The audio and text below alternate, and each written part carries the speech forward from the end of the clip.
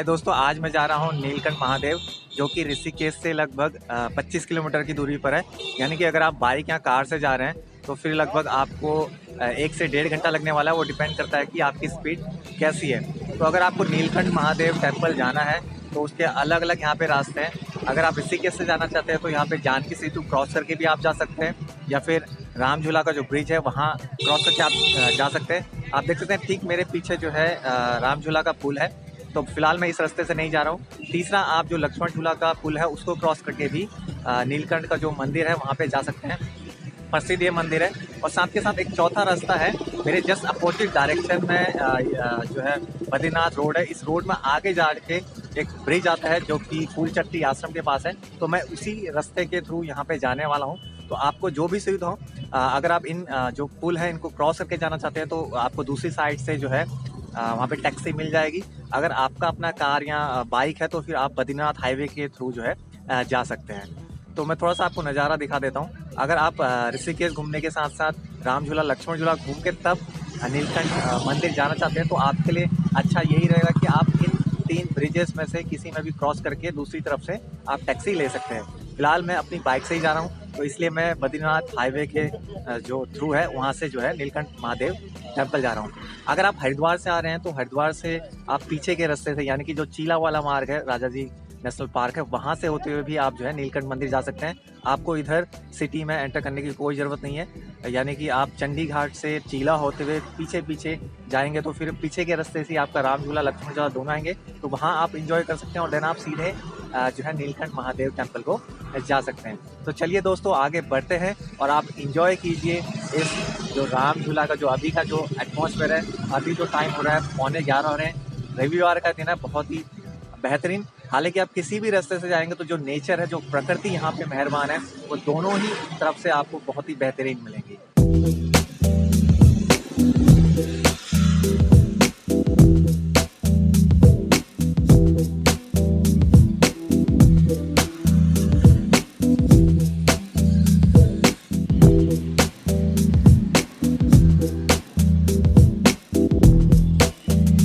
दोस्तों, इस वक्त मैं हूँ लक्ष्मण झूला पर, यानी कि राम झूला से जो लक्ष्मण झूला है वो 2 किलोमीटर की दूरी पे है।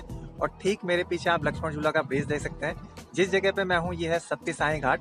ये मतलब कॉमन नहीं है ये प्लेस, यहाँ पे कुछ ही लोग जानते हैं इसके बारे में, यानी कि जो लोकल्स होते हैं उन्हीं के बारे में है, ये लोग जानते हैं। तो अगर आपको एकदम शांति चाहिए, क्योंकि आप मेन लक्ष्मण झूला में जाएंगे तो काफ़ी भीड़ भाड़ दिखेगी, लेकिन अगर आपका मन कर रहा है कि आपको ऐसी जगह पे जाना है जहाँ पे एकदम एकांत हो, तो आप इस सत्य साई घाट पे आ सकते हैं। जो लक्ष्मण झूला ब्रिज है उसके पीछे की साइड पे किसी से भी पूछेंगे कि सत्य साई घाट कहाँ पर है, तो आपको कोई भी बता देगा। एकदम वॉकिंग डिस्टेंस पे 5 मिनट का रास्ता है और बहुत ही कम लोग यहाँ पे रहते हैं। एकदम प्रकृति यहाँ पे इतनी मेहरबान है, एकदम साफ सुथरा सा माहौल रहता है। और खास तौर पे सर्दियों में तो गंगा जी इतनी साफ रहती है, नीचे घाट भी आप देख सकते हैं। बस मैं यही बोलूँगा कि यहाँ पे तैरने का कोशिश ना करें, क्योंकि देखने में ऐसा लगता है कि गहरा नहीं होगा, लेकिन यहाँ पे क्या आसपास एक जगह पे कम गहरा है तो दूसरी जगह पे बहुत ही ज़्यादा गहरी खाई होगी।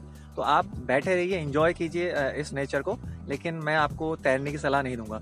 तो देखिए, ये जो ठीक पीछे आपको लक्ष्मण झूला दिख रहा होगा, और अगर आप बैकग्राउंड में देखेंगे तो आपको जो 13 मंजिला जो मंदिर है, जो कि बहुत फेमस है लक्ष्मण झूला का, वो भी आपको दिखाई दे रहा होगा। तो यहाँ पे बैठने के बाद थोड़ी देर आप प्रकृति का आनंद लेने के बाद में वॉकिंग डिस्टेंस 5 मिनट का रास्ता है इस लक्ष्मण झूला ब्रिज से, तो उस 13 मंजिला मंदिर में भी आप जा सकते हैं।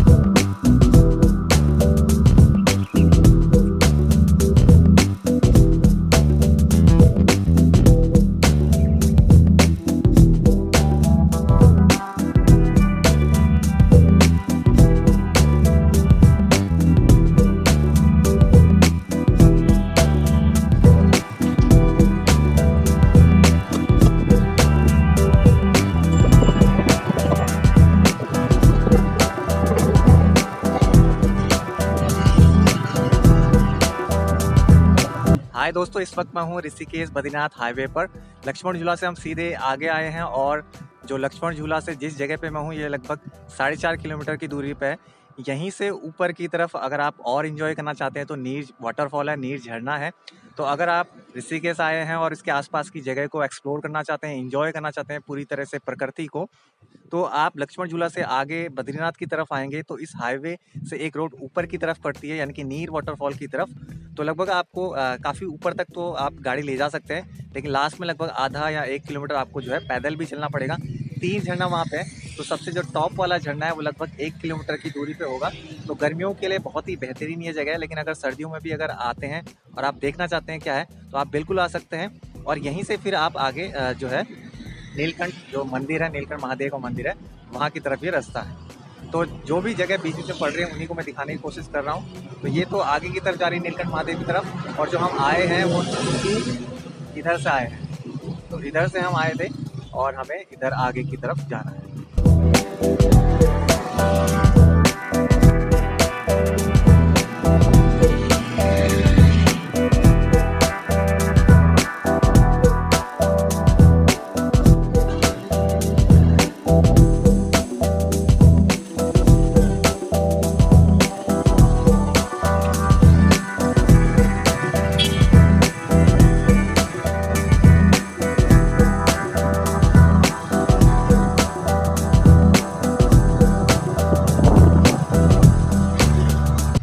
तो दोस्तों इस वक्त मैं खड़ा हूँ एक ब्रिज पर, यानी कि इस ब्रिज को क्रॉस करके ही हम नीलकंठ महादेव मंदिर जो है उसकी तरफ जा सकते हैं। यानी कि ये जो पुल है ये आपका टिहरी जिले को पौड़ी जिले के से जो है कनेक्ट करता है।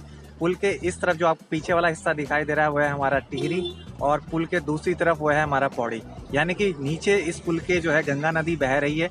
यही गंगा नदी जो है टिहरी और पौड़ी जिले को एक दूसरे से सेपरेट करती है। और यहीं पर हमारा गरुड़ चट्टी फूल चट्टी है, जहाँ से जो है राफ्टिंग शुरू होती है। तो अगर आप राफ्टिंग भी करना चाहते हैं, उसका मज़ा लेना चाहते हैं पूरी तरह से, तो आप इन जगह पे आ सकते हैं। और पूरी तरह से ये प्राकृतिक जगह हैं, भीड़ भाड़ से दूर। यहीं पे काफ़ी सारे कैंप्स भी हैं। आगे जाके थोड़ी आगे पे रत्ता पानी भी आएगा, तो मैं थोड़ा सा आपको दिखाने की कोशिश करता हूँ। ये देखिए, ये नीचे आपको जो है गंगा नदी दिख रही होगी इस तरह से। तो ये ऊपर से आ रही है और नीचे ऋषिकेश लक्ष्मण झूला, देन राम झूला, देन ऋषिकेश तरफ, और फिर हरिद्वार की तरफ जो है ये गंगा नदी जाएगी। तो बहुत ही बेहतरीन यहाँ पर है। तो चलिए आगे बढ़ते हैं और एक्सप्लोर करते हैं उन छोटी छोटी जगहों पर जो कि पूरी तरह से प्रकृति की गोद में है और बहुत ही बेहतरीन। यानी कि आप शिव भक्त हैं तो भी यहाँ पे आ सकते हैं, अदरवाइज अगर आपको प्रकृति का आनंद लेना है तो भी इन जगहों पे आ सकते हैं।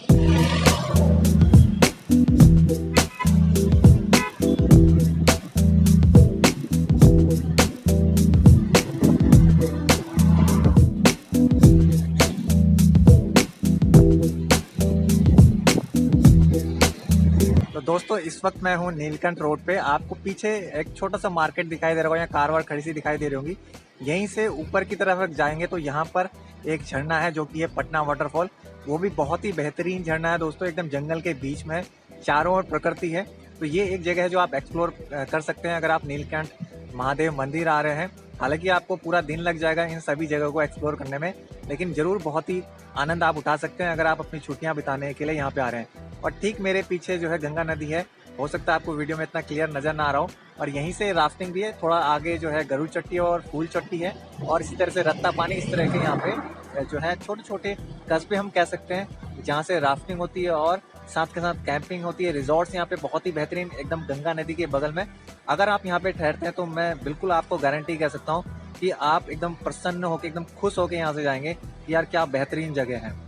तो ज़रूर आइए और इन जगहों को एक्सप्लोर कीजिए। तो चलिए आगे बढ़ते हैं और मंदिर जहाँ पे हम जाना चाहते हैं, महादेव के मंदिर में आगे बढ़ते हैं।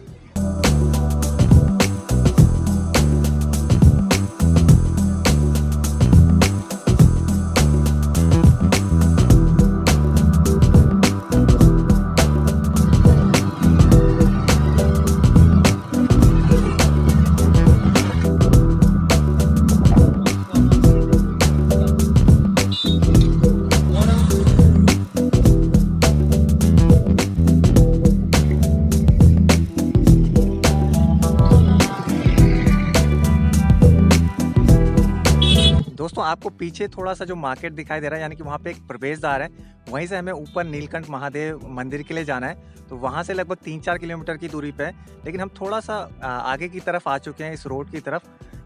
एक्चुअली यहाँ पे मेरे लेफ़्ट साइड में जो है एक माता का मंदिर है, काफ़ी ज़्यादा हाइट पर है, तो वहाँ तो शायद आज हम नहीं जा पाएंगे क्योंकि पूरा पैदल रास्ता है। तो मैं आपको दिखाने की कोशिश करता हूँ, लेकिन दोस्तों देखिए कितनी हाइट पर वो मंदिर है।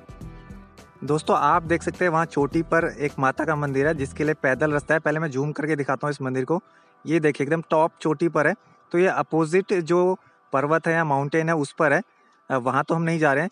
और इसका अगर मैं आपको रास्ता दिखाने की कोशिश करूँ तो ये देखिए, ये आपको पैदल मार्ग दिखाई दे रहा होगा, और ये घूमते घूमते इस गाँव से होते हुए आपको जो है ये देखिए वो सफ़ेद जो पट्टी सी आपको दिखाई दे रही है, मैं आप दोबारा से जूम करता हूँ, यहाँ से होते हुए आपको ऊपर इस माता के मंदिर में आप जा सकते हैं। तो एकदम टॉप की चोटी पर आप देख सकते हैं कितनी हवा चल रही होगी, खासतौर पे सर्दियों पे।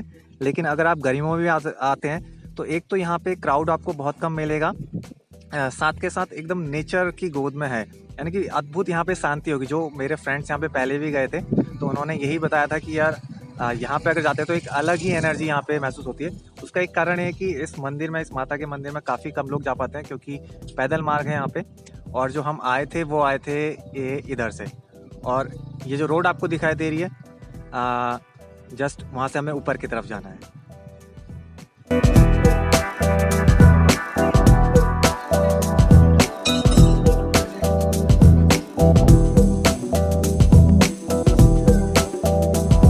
तो दोस्तों हमने जो है मंदिर के प्रवेश द्वार से प्रवेश कर लिया नीलकंठ मंदिर की तरफ, और अब हम आगे की तरफ जा रहे हैं। तो चलिए आगे दर्शन आपको कराते हैं।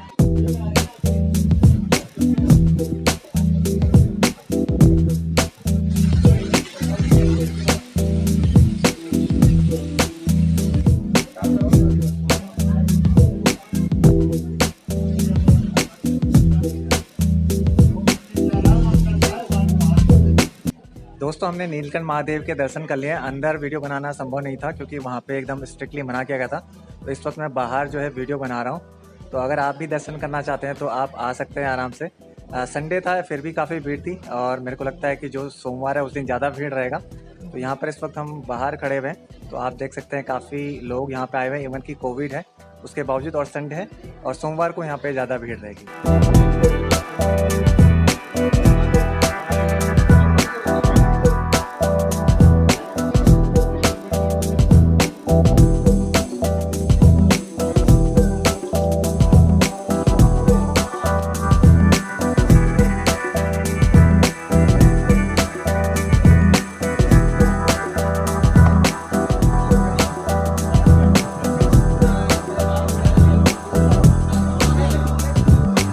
दोस्तों हमने नीलकंठ महादेव के दर्शन कर लिए हैं, और मरनी से नीचे लगभग हम 1 किलोमीटर नीचे आ गए हैं।